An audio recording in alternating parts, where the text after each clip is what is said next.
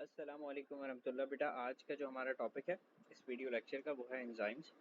और एंजाइम्स क्योंकि एक बहुत बड़ा टॉपिक है और इसको हमें समराइज़ करना है कुछ पॉइंट्स में, और हम चाहते हैं कि इसकी कंप्लीट इन्फॉर्मेशन जो बेसिक इन्फॉर्मेशन है वो हम तक पहुंच जाए और हम इसकी थोड़ी बहुत डिटेल को भी टच कर लें। तो उसके लिए हमारे पास कोई 3 या 4 पॉइंट्स हैं। सबसे पहला जो पॉइंट जो हम डिस्कस करने जा रहे हैं आज वो है एंजाइम्स के इंट्रोडक्शन के बारे में। So the first thing is that introduction of enzymes. और फिर एंजाइम्स का इंट्रोडक्शन जब हम डिस्कस कर लेंगे तो फिर हम जाएंगे इस एंजाइम की basic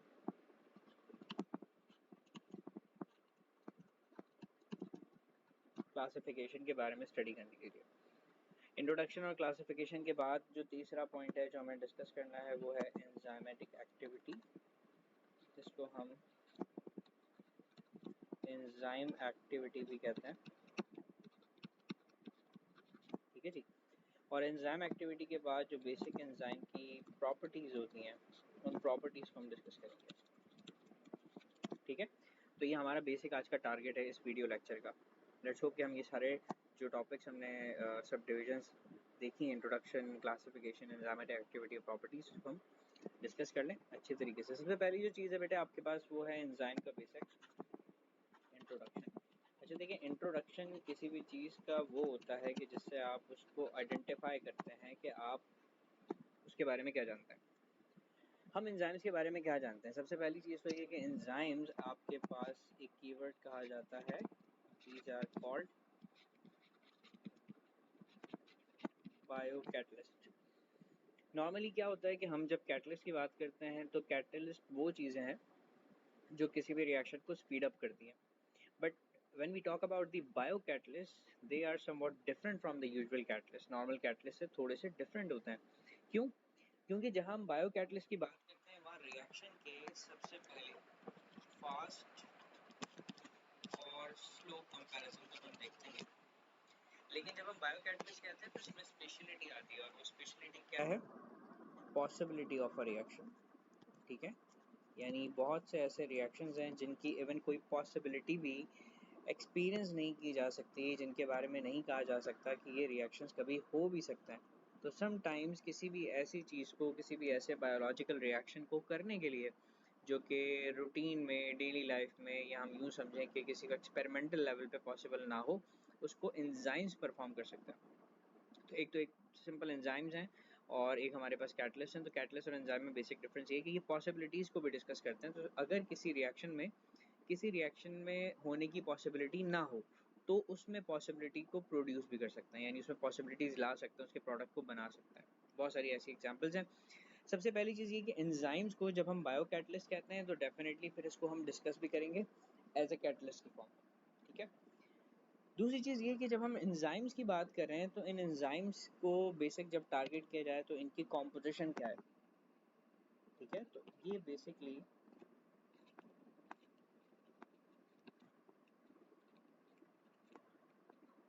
they are composed of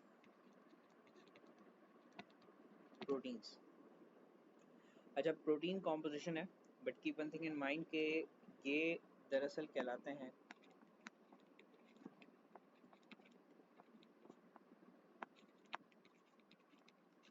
specialised proteins. क्यों बेटा स्पेशलाइज्ड प्रोटीन्स इसलिए कहलाते हैं कि ये नॉर्मल प्रोटीन से ज़रा से डिफरेंट होता है। अच्छा, कैसे डिफरेंट होते हैं? कि जिनका जो स्ट्रक्चर है वो डिफरेंट होगा, इनकी एक्टिविटी डिफरेंट होती है। तो बेसिकली जो आपका कैटलिस्ट है ये किसी भी रिएक्शन को सपोर्ट करता है, उसको इन्हांस करता है, उसका रेट ऑफ रिएक्शन इंक्रीज करता है, ये इसकी अपनी एक्टिविटी है। ठीक है, सबसे पहले तो ये कि सर बनेगा कैसे? बनेगा ये किसी भी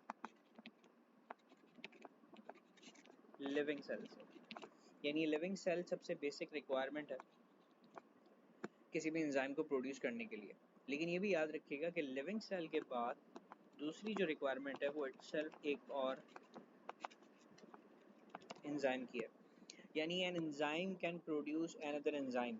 ठीक है, एंजाइम नेचुरली खुद से नहीं बन सकते, उनको बनाने के लिए भी किसी और एंजाइम की ज़रूरत पड़ती है।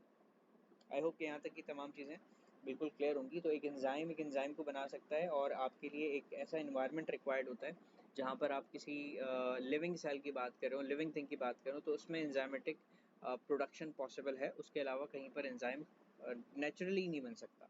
ठीक है। अच्छा, दूसरी बात ये कि हम जब किसी एंजाइम की बात करते हैं तो इस एंजाइम के कुछ बेसिक कंपोनेंट्स हैं। जिस तरह मैंने कहा कि प्रोटीन कॉम्पोजिशन होती है तो ये आपका जो स्पेशलाइज्ड पार्ट होता है प्रोटीन का, ये वाला पार्ट, इस स्पेशलाइज्ड पार्ट के साथ दो कंपोनेंट्स अटैच्ड होते हैं। या तो एक किसी भी ऐसे कंपोनेंट को जो इस मेन कंपोनेंट के साथ, इस मेन पार्ट के साथ कनेक्टेड होगा, इसको मैं लिख देता हूँ, it should be the main part of your enzyme. ठीक है। तो ये जो स्पेशलाइज्ड प्रोटीन होगा आपके पास, इसके साथ अगर कोई ग्रुप अटैच्ड है तो या तो उसकी जो कंडीशन है, जो उसकी टाइप है, वो हो सकती है प्रोस्थेटिक ग्रुप, या फिर बेटे उसकी टाइप हो सकती है ट्रांजिएंट ग्रुप। ठीक है।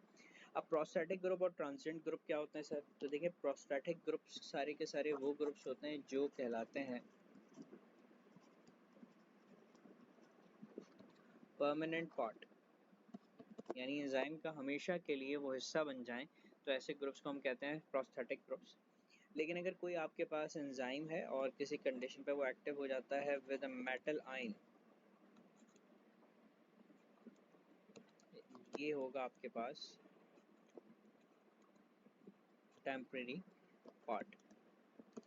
अब इसकी छोटी सी एग्जांपल है कि अगर हमारे पास कोई एंजाइम है, लेट्स से कि हमारे पास एक एंजाइम है और उस एंजाइम का स्ट्रक्चर इंटरनेट पर सर्च करते हैं and you find this kind of lines. आप, अजीब सी बात ये है कि जब भी आप एंजाइम सर्च करेंगे तो आपको ऐसे ही स्ट्रक्चर मिलेगा, क्योंकि कॉम्प्लेक्स प्रोटीन्स होता है। ठीक है जी। अगर इसके सेंटर में आपको नजर आता है कि there is a zinc 2+ ion that is actually activating this specialized protein, तो फिर आप उसको कहेंगे temporary part, because this zinc can be detached. And आपको पता है कि आप रूटीन में एक चीज़ एक्सपीरियंस कर रहे होते हैं, नॉर्मली आप डॉक्टर के पास जाते हैं, वो आपको ये बात बताता है कि सर जी आप में जिंक या कैल्शियम, पोटासियम, सोडियम, इन आयंस की डेफिशिएंसी है। And how do we normally identify this kind of deficiencies? Basically, these are related to some biological reactions which are sometimes happening and sometimes not happening.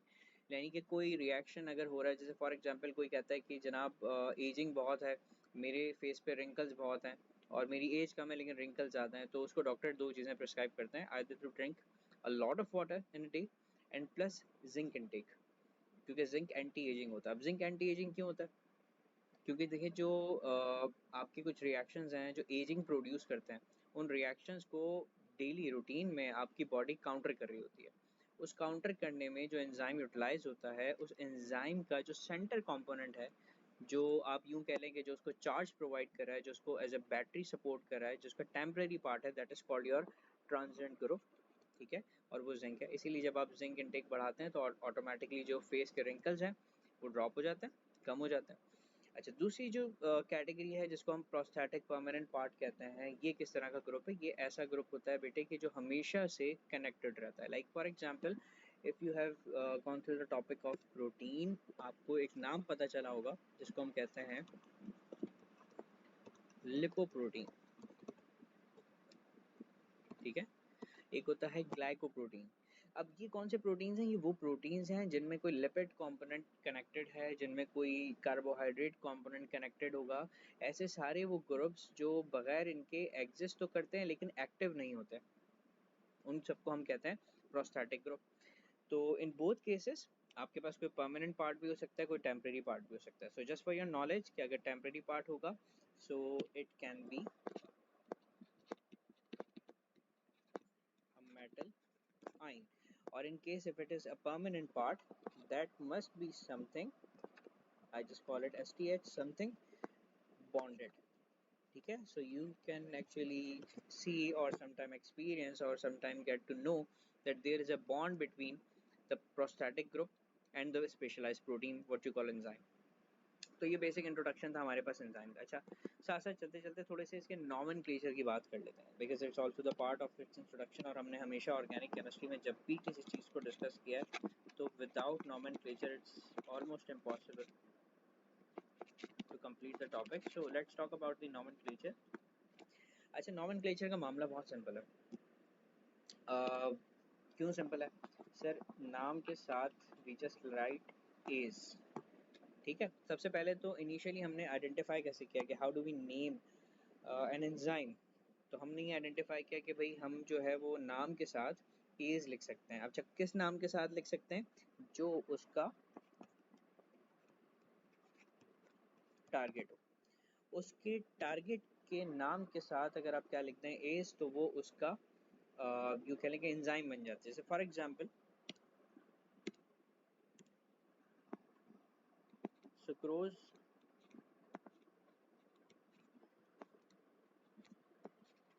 Can be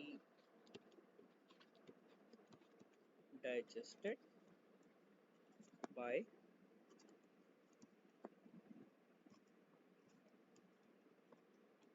sucrase, right. अब अगर आप गौर करें तो इस enzyme का जो मैंने left side पे लिखा है, this is basically your enzyme, right. And in case if we don't know the name of that enzyme, तो हम सिर्फ क्या कहेंगे, ये एक एंजाइम है, लेकिन उसका टारगेट क्या है, किसको डाइजेस्ट करना, दिस इज योर टारगेट, ठीक है। तो हमने टारगेट के नाम के साथ ही ASE लगा दिया, जिससे उसका नाम बन गया सुक्रेज। तो इसका मतलब ये होगा कि sucrase is an enzyme which can work on sucrose to digest it. इसी तरह हमने डिफरेंट और बहुत सारे नाम बनाना शुरू कर दिए, और हमने आइडेंटिफाई किया कि जनाब किसी भी नाम के साथ अगर एज लगा दिया जाए, जैसे फॉर एग्जांपल के आपका लैक्टोज है, लैक्टोज शुगर होती है मिल्क में, तो अगर लैक्टोज पे कोई एंजाइम काम कर रहा है तो उसको आप लैक्टेज कहेंगे, ठीक है। और अगर जैसे कहते हैं यूरिया पे कोई काम, यूरिएज कहेंगे। तो बहुत सारे डिफरेंट और नेम्स थे जिसके हमने नाम एज से बना दिए, लेकिन लेटर ऑन हमने आइडेंटिफाई किया कि यार ये बहुत डिफिकल्ट काम है। अगर हमारे पास फॉर एग्जांपल डिफरेंट सब्सटेंसेज हैं तो हम उनको कैटेगोरिकली एक नेम दे सकते हैं, रादर देन जस्ट उनके जो जिस सबस्ट्रेट पे वो काम करें उस सबस्ट्रेट पे नाम देने के अलावा। जैसे फॉर एग्जांपल हमने आइडेंटिफाई किया कि जनाब ये जो एंजाइम्स हैं ये बेसिकली एक कैटेगरी में भी आ सकते हैं। यानी कि अगर मैं कहता हूँ कि लैक्टोज पे काम करने वाले लैक्टेज हैं और सुक्रोज पे काम करने वाले सुक्रेज हैं, तो इसी तरह से हमारे पास एक पूरी कैटेगरी बन सकती है अगर मैं इन सारे एंजाइम्स को एक जर्नल कैटेगरी का नाम दे दूं कि जनाब ये सारे के सारे ऐसे एंजाइम्स हैं जो सिर्फ कार्बोहाइड्रेट्स पे काम करते हैं। या फिर हमने आइडेंटिफाई किया, इससे बेहतर ये है कि इनको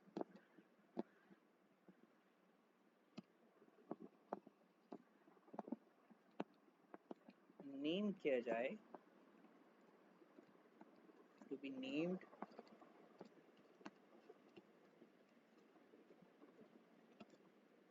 on the basis of type of reaction, ठीक है। अब हमने टाइप ऑफ रिएक्शन की बेस पे इसको नेम करना शुरू कर दिया। तो पहले हम कहते थे कि भाई ये वाला जो एंजाइम है क्योंकि सुक्रोज पे काम करता है सुक्रेज होगा, नहीं। अब हमने टाइप ऑफ रिएक्शन की बेस पे जब इसका नाम बनाना शुरू किया, जो एक्चुअली इनके नेम्स हैं, तो जब हम इसे क्लासिफिकेशन करते हैं तो वो नाम ज़रूरी होता है। अब आप सोचो कि अगर आप क्लासिफिकेशन करते हो तो क्लासिफिकेशन में एक कैटेगरी आनी चाहिए। आप कभी कहते हैं वो सुक्रेज है, कभी कहते हैं वो लैक्टेज है, कभी कहते हैं माल्टेज है। तो इस तरह के जो डिफरेंट नेम्स होते हैं ये कोई क्लासिफिकेशन नहीं बन पाती। तो अब जब हम क्लासिफिकेशन पे जा रहे हैं तो सबसे पहले हमने नॉमेनक्लेचर का ये कंपोनेंट पढ़ लिया है कि नाम के साथ हमें एज लगाना है टू नेम दैट एंजाइम जिस भी चीज़ पे वो काम कर रहा है। सो टारगेट हमारे पास इनिशियली था, बट एक्चुअली हम उसकी कैटेगरी बनाते हैं according to the type of reaction it supports, कि वो कौन सा रिएक्शन करवाता है, ठीक है जी। तो चलते हैं, सेकंड हमारा जो टारगेट है नॉमेनक्लेचर से connected, that is called the classification.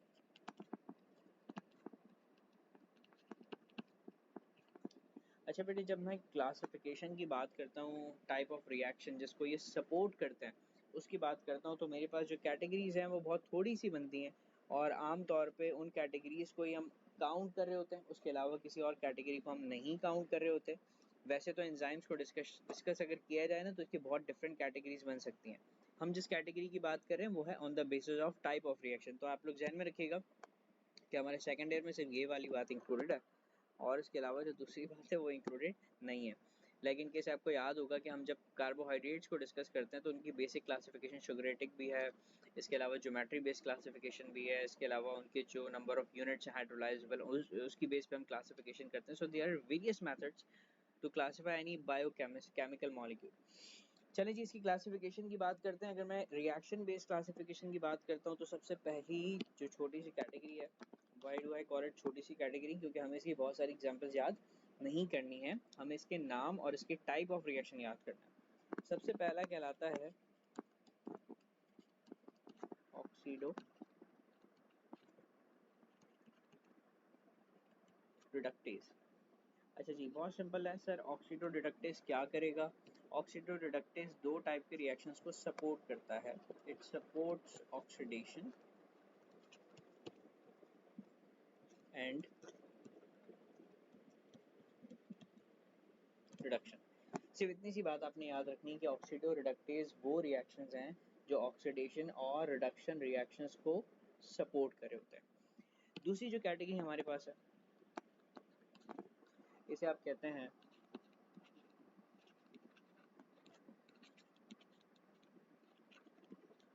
Transferase. What is transferase? Transferase basically, जैसा कि आपके नाम से आपने वैसे भी आइडेंटिफाई कर ही लिया होगा कि ये बेसिकली एक ट्रांसफरिंग एजेंट है. We call it transferring agent. एक ट्रांसफरिंग एजेंट क्या ट्रांसफर करता है? It transfers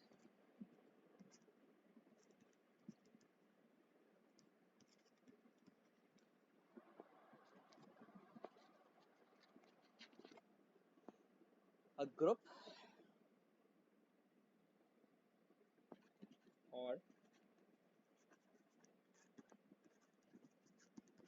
a substrate. बेसिकली हमारे यहाँ एक लैंग्वेज में हम यूज़ करते हैं उर्दू में, इधर की उधर करना.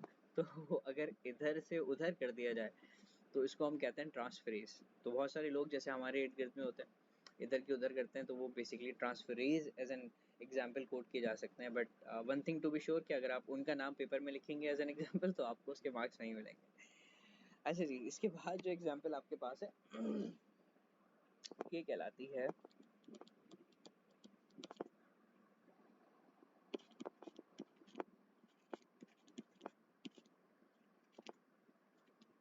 हाइड्रोलिसिस.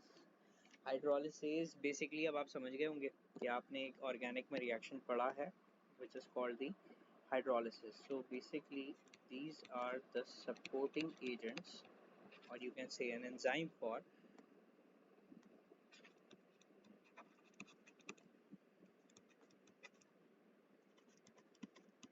what? Hydrolysis. ठीक है जी, hydrolysis that means a reaction with water or the basically the reaction in which the pH is basically changed. तो इसको हम हाइड्रोलिसिस कहते हैं. तो वो हमारी जो बेसिक कैटेगरी उसके अंदर फॉल करता है. फिर हमारे पास एक और कैटेगरी आती है on the basis of type of reaction. This is called lysis. Lysis groups का काम क्या होता है?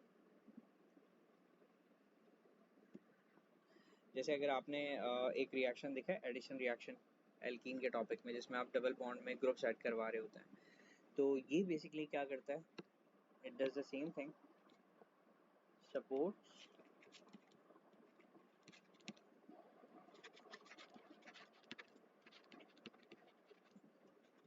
Addition of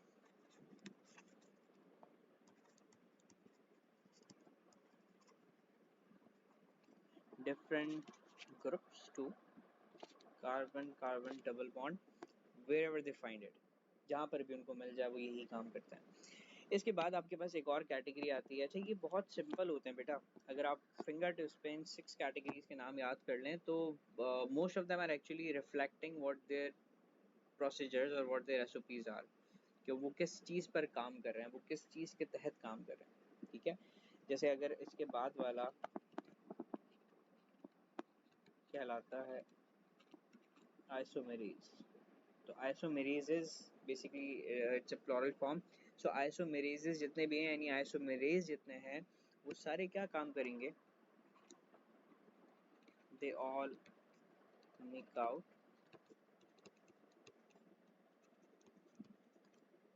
sorry for the writing, isomers, different isomers form करने के लिए, और ये रीअरेंजमेंट से बन सकता है। जैसे फॉर एग्जांपल आइसोमराइजेशन आप लोगों ने पढ़ी ऑलरेडी, हमने दो कॉन्सेप्ट्स पढ़े हैं सेकेंडरी केमिस्ट्री में कि जिसमें आइसोमराइजेशन होती है। एक रीअरेंजमेंट अगर आपको याद हो, it's basically the addition of water in alkynes, ठीक है, उसमें हम रीअरेंजमेंट करते हैं, इनोल से हम बना लेते हैं aldehyde, and just because of the rearrangement, so we can say the two molecules enol and aldehyde that is basically formed after the reaction is basically the isomer of each other, है ना। तो अगर आप biologically कोई ऐसा reaction carry out करते हैं, उसमें प्रोडक्ट बनता है, तो ऐसे किसी भी एंजाइम को आप आइसोमेरेज कहते हैं। इसके बाद आपके पास एक लास्ट कैटेगरी है, दैट इज कॉल्ड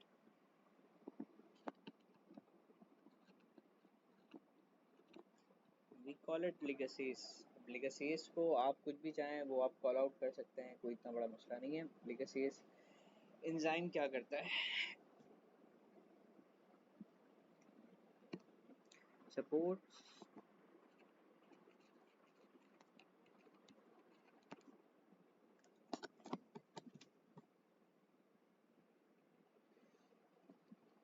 आपने ये बात ऑलरेडी पढ़ी है, कंडेंसेशन बिटवीन टू सबस्ट्रेट्स। अच्छा, नॉर्मली लिगेसेज क्या प्रोड्यूस करता है, वो छोटे छोटे यूँ कह सकते हैं कि पॉलीमर्स प्रोड्यूस करता है। व्हाट आई से छोटे छोटे polymers, polymer itself is you know a larger molecule. लेकिन जब मैं कहता हूँ ना छोटे छोटे पॉलीमर्स, इसका मतलब ये होता है आपकी बॉडी किसी मॉलिक्यूल को बहुत बड़ा और किसी मॉलिक्यूल को बहुत छोटा आइडेंटिफाई करती है। In fact in a daily life if you can see the structure, तो वो आपको लगेगा कि यार ये तो बहुत ही लॉन्ग स्ट्रक्चर है। Like in case of your DNA, DNA itself एक बहुत लॉन्ग स्ट्रक्चर है जिसको डिकोड करना बड़ा मुश्किल काम होता है, लेकिन स्टिल उस डीएनए को आप एक सेल में जिसे कहते हैं ना कंसीव कर सकते हैं, ट्रैप कर सकते हैं। सो दैट मीन्स अगर एक सेल है और सेल में आप डीएनए को ट्रैप कर सकते हैं तो वो लिमिटेड हुआ।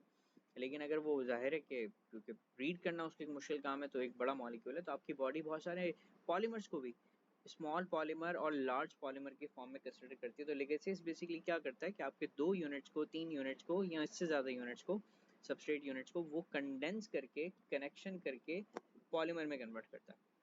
तो ये हमारे पास बेसिक क्लासिफिकेशन थी। I just want to repeat it. Oxido reductase, oxidation reduction, transferase जो है वो आपके पास ट्रांसफर कर रहा है ग्रुप को, hydrolases basically performing hydrolysis, lyases supports the addition of carbon carbon double bond with different groups, and isomerase produce isomers, and ligase supports condensation of two different substances। और उनके कंडेंसेशन से, और दो से ज़्यादा भी हो सकते हैं, उससे ये बना देता है पॉलीमर। इसके बाद हमारे पास एक चीज़ बचती है जिसको हम कहते हैं एंजाइमेटिक एक्टिविटी, यानी आपका कोई भी एंजाइम कितना एक्टिव हो सकता है और किस कंडीशन पे वो एक्टिव हो सकता है। What we know about them, ऐसा हम लोग करते नहीं अक्सर।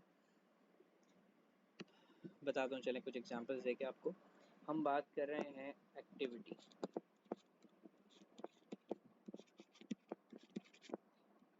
this is called enzymatic activity. How does your enzyme work and when does it work and when does it do the maximum work? लेकिन सबसे पहली इंपॉर्टेंट चीज़ ये कि ह्यूमन बॉडी में जो एंजाइम्स पाए जाते हैं ना, उनका एक ऑप्टिमम लेवल है एक्टिविटी का। ये point number 1, that is an optimum activity.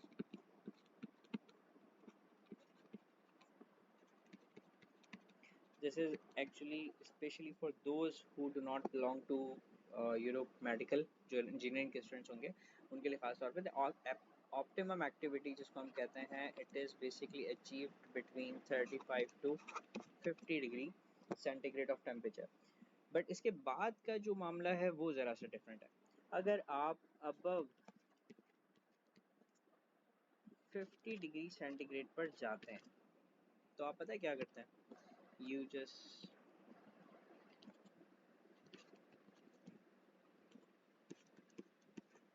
Destroy the enzyme. आपने उसको कम्प्लीटली डिस्ट्रॉय कर दिया, उसका स्ट्रक्चर को कम्प्लीटली आपने डीनेचर कर दिया। अच्छा, if you can remember about the proteins, proteins का भी मामला कुछ ऐसे ही था कि अगर आप उसको हाई टेम्परेचर पे ले जाएं तो प्रोटीन का स्ट्रक्चर चेंज हो जाता है, which is called the denaturation of protein.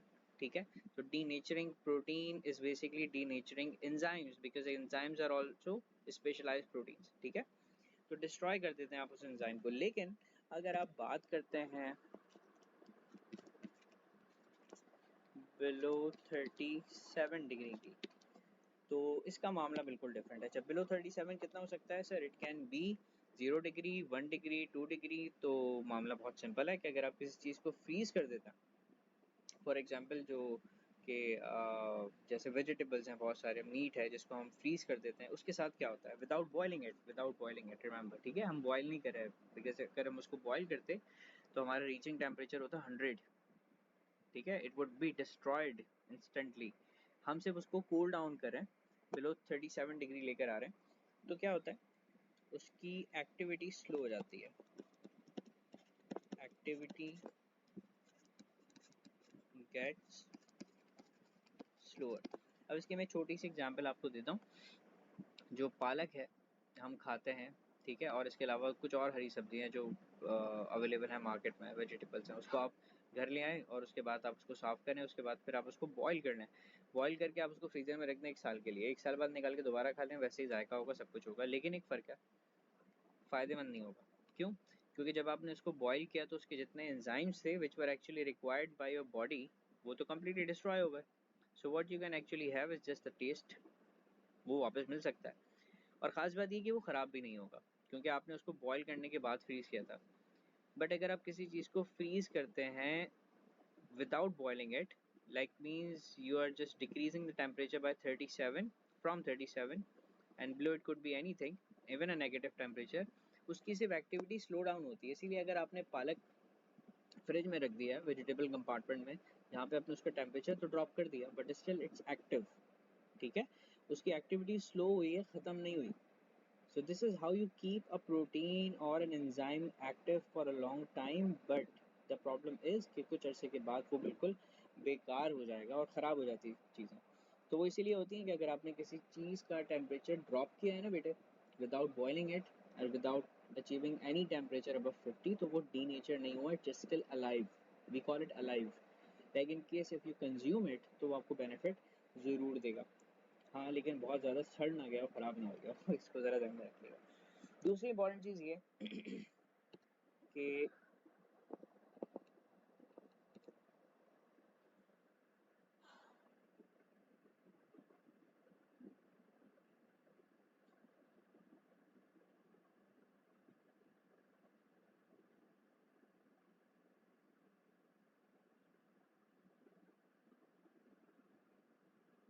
Sorry, दूसरी पॉइंट हम डिस्कस कर रहे हैं पीएच।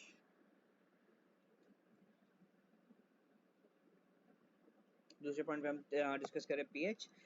पीएच के बारे में भी याद रखिएगा कि एक हर एंजाइम की एक वैल्यू होती है, दैट इज कॉल्ड दी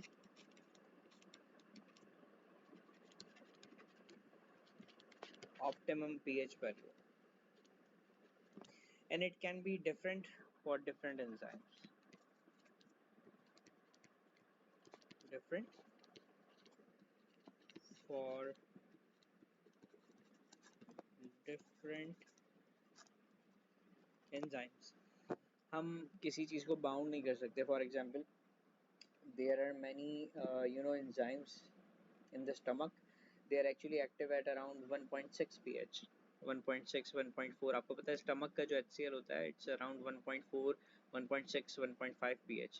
ठीक है, और नॉर्मली जो हमारे पास एसिटिक एसिड होता है जिसको हम खा लेते हैं वो कभी भी 1.6 1.5 का नहीं होता, वो बल्कि 5 पॉइंट समथिंग 5.3 5.4 pH का होता है जिसको हम खा सकते हैं। Like in case if you can actually have a sour taste on your taste buds, तो वो आपका pH ड्रॉप ज़रूर होगा, but it can not actually reach 1 1.2 1.3, बहुत ज़्यादा एसिडिक हो जाता है वो। ठीक है, तो ऑप्टिमम pH वैल्यू हर एंजाइम की डिफरेंट होती है, अकॉर्डिंग टू दैट एंजाइम हम उसको डिस्कस कर सकते हैं। और इसके अलावा एक और चीज़ कि अगर आप चेंज करना चाहें या कंट्रोल करना चाहें तो एंजाइम एक्टिविटी को आप उसकी कॉन्सेंट्रेशन से कंट्रोल कर सकते हैं। यानी कॉन्सेंट्रेशन का मतलब ये है कि आपने किस क्वांटिटी में उस एंजाइम को स्टोर किया है या किस क्वांटिटी में वो एंजाइम उस जगह पर मौजूद है।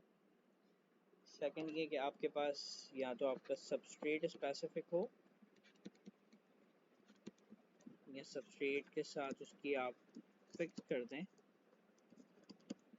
कॉन्सेंट्रेशन। जैसे फॉर एग्जांपल के अगर कोई एंजाइम है और उसका सबस्ट्रेट उसके सामने है तो वो उसके ऊपर एक्ट करना शुरू कर देगा, लेकिन अगर आप सबस्ट्रेट का अमाउंट कम कर दें तो वो एंजाइम थोड़ी देर के लिए रुक जाएगा। क्यों? क्योंकि सबस्ट्रेट उसके पास मौजूद नहीं है। So it's not going to act on it and it's not going to actually get exhaust. खराब होने के चांसेस, खत्म होने के चांसेस बहुत कम हो जाएंगे क्योंकि वो काम नहीं कर रहा।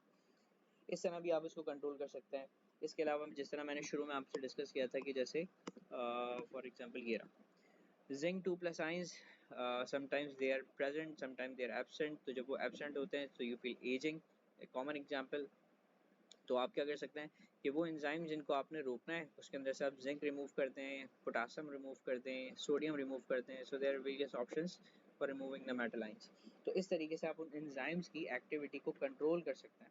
ये है पूरा प्रोसेस एंजाइमेटिक एक्टिविटी को कंट्रोल करने का। आई होप कि यहाँ तक की बातें सारी बिल्कुल क्लियर होंगी। अब कुछ हम बेसिक प्रॉपर्टीज की बात कर लेते हैं एंजाइम्स की। And those basic properties include, सबसे पहली प्रॉपर्टी तो बहुत सिंपल सी है जो आपको बहुत सारे लोगों को पहले पता भी होगी।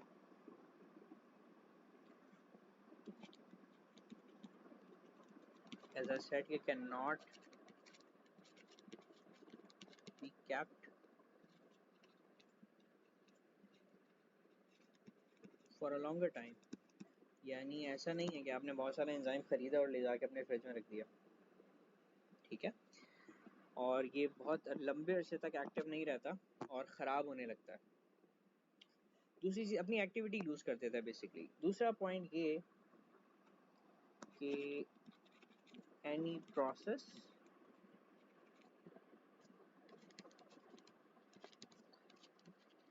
that can affect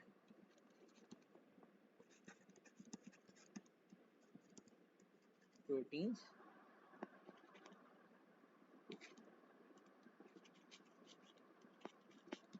affects enzymes। यानी कोई भी ऐसा प्रोसेस, फॉर एग्जांपल आपने एसिड ऐड कर दिया, आपने बेस ऐड कर दी या आपने कोई और सब्सटेंस ऐड कर दिया। इस केस में आपने उसकी जो एक्टिविटी थी उसको ख़राब कर दिया क्योंकि आपने बेसिकली उस एंजाइम को यानी उसके स्पेशलाइज प्रोटीन को अफेक्ट किया है। सो कोई भी तरीका जिससे आप किसी प्रोटीन को ख़राब कर सकते हैं, you can actually destroy an enzyme as well. तीसरा ये कि आपके पास उस एनवायरनमेंट में कोई एक्सेस एसिड हो सकता है, ठीक है, that can stop the enzymatic activity and plus the amount of heat you are providing to it, और you know any kind of substance that can include salts or some type of drugs। तो वो enzymes की activity को कम कर देते हैं। तो heat, salt and drug can affects enzymes, ठीक है। तो ये बेसिक फीचर्स हैं हमारे पास जो हम प्रॉपर्टीज़ में डिस्कस कर सकते हैं, ठीक है। इसके अलावा हमने जो डिस्कशन किया वो एक्टिविटी है, और उसके अलावा क्लासिफिकेशन है, और उसके अलावा इसका बेसिक नॉमेनक्लेचर प्लस इंट्रोडक्शन है। आई होप कि यहाँ तक की तमाम चीज़ें क्लियर होंगी। Meet you on the next lecture with the next topic और a new topic. Till then take care, अल्लाह हाफिज़।